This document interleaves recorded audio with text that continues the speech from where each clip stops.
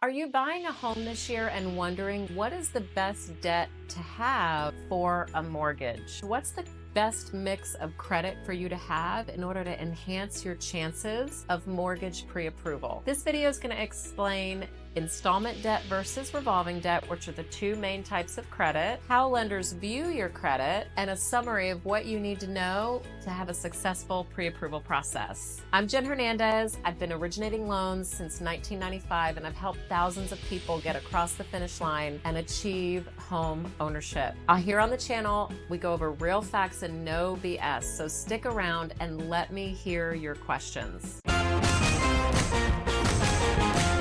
We're talking about the best kind of debt for a mortgage. So first, we're going to review the types of debt. So the main types of debt are installment debt, and we're going to explain what that is, and revolving debt. So installment debt are things that are in equal installments. So that would be something like a car. It could be another mortgage. You might have a mortgage. Sometimes furniture stores, they'll do installment debts where they'll say, hey, you just bought $5,000 of furniture.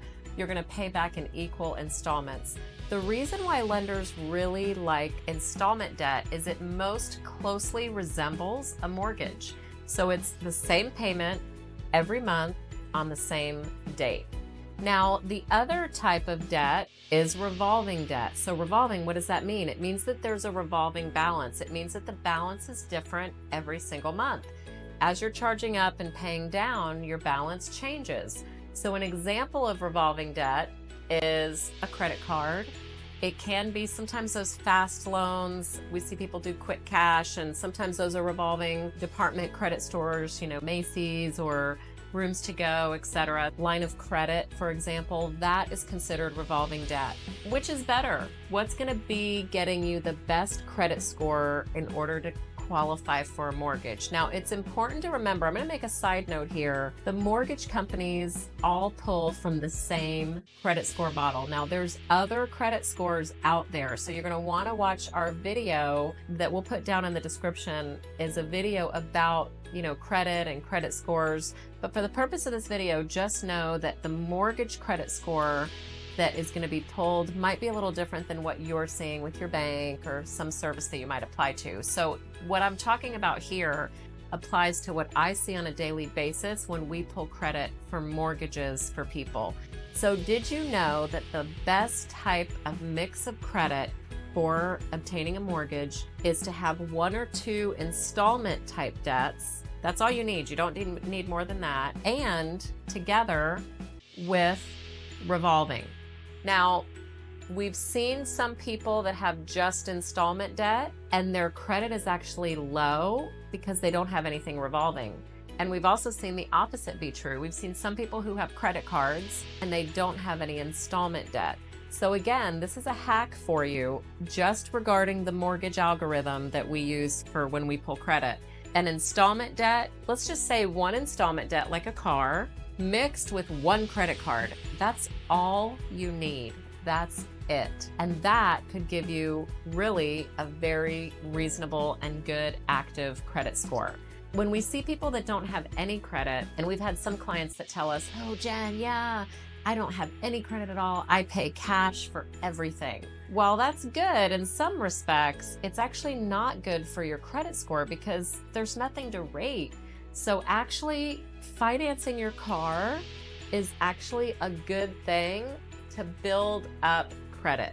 And getting just one credit card, it doesn't mean you need to go out and have a ton of debt. Just one credit card will do it mixed with that other installment debt. So another thing I'll mention is I'm asked all the time, Jen, if I close credit cards, like let's say you have 10 credit cards and I suggest that you only have one or two to close the ones that you don't need. They're like, Jen, isn't it bad for me to close credit cards? Actually, the answer to that is no, not anymore. But now, the way that the credit score has matured and been tweaked over time, if you have too many credit cards, you have too much of a chance of becoming in debt overnight.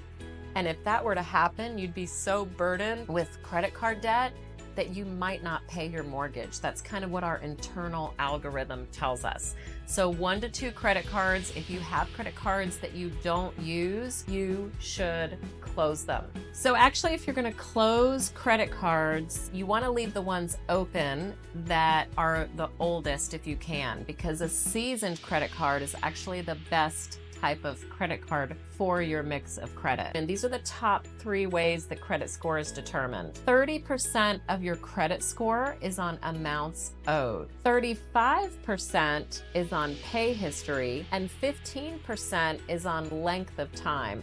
Now, these stats are from MyFICO, which, by the way, myfico.com seems to be where the credit scores, when clients subscribe to that, those seem to be the credit scores that most closely resemble what we do. Now, FICO scores have many different variations, and it's constantly tweaked. So the ones that lenders use is all the same one. We all use the same version of FICO. So let's go a little bit deeper about what is the best kind of debt for your mortgage pre-approval so you can have a successful time. So amount owed 30%. This means that your percent utilization on each individual credit card, not cumulative, isn't more than 30%, which means that if your credit card is $1,000 limit, that every cycle, every usually 30-day cycle in your credit card, you're not spending more than 30%, which is $300. So that means when your credit statement comes out, it's 30% or below. I actually had a borrower, and she would rush in a few days before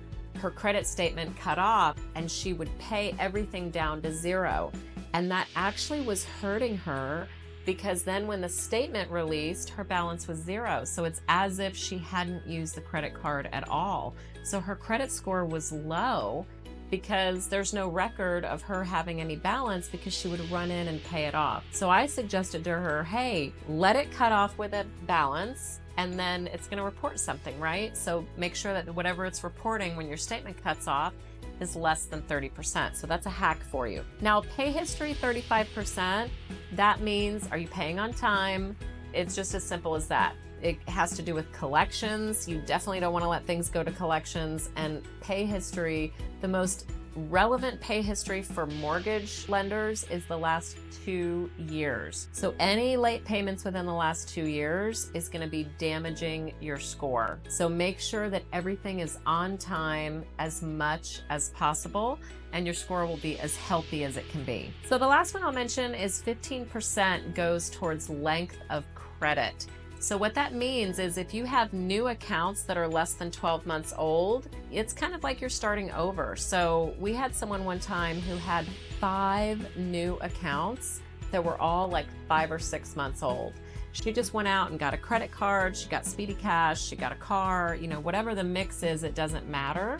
But when you get a new credit, even if you've got lots of great credit, your score does dip down a little bit with a new credit card or a new installment debt, whatever type, because you're having to prove yourself all over again. What if your habits have changed? So I'm not saying don't go out and be afraid. I mean, you got to drive a car, right? But just know that if you're planning on buying a house in the next year, these are some secrets that you really want to know in order to make sure your score is as high as possible. So I really want to hear your comments about credit. Like, this is the most asked question that I ever get. In order for you to have the best credit possible, you want to make sure when you're about 12 months out, if you can, from buying a house, really start honing in on the details that I went over in this video. You're probably wondering, like, hey, my credit, I need to boost my credit. I've got top 3 ways to boost your credit, so you want to watch that next. Every week I release a new video, and thank you so much for subscribing. I'll talk to you soon.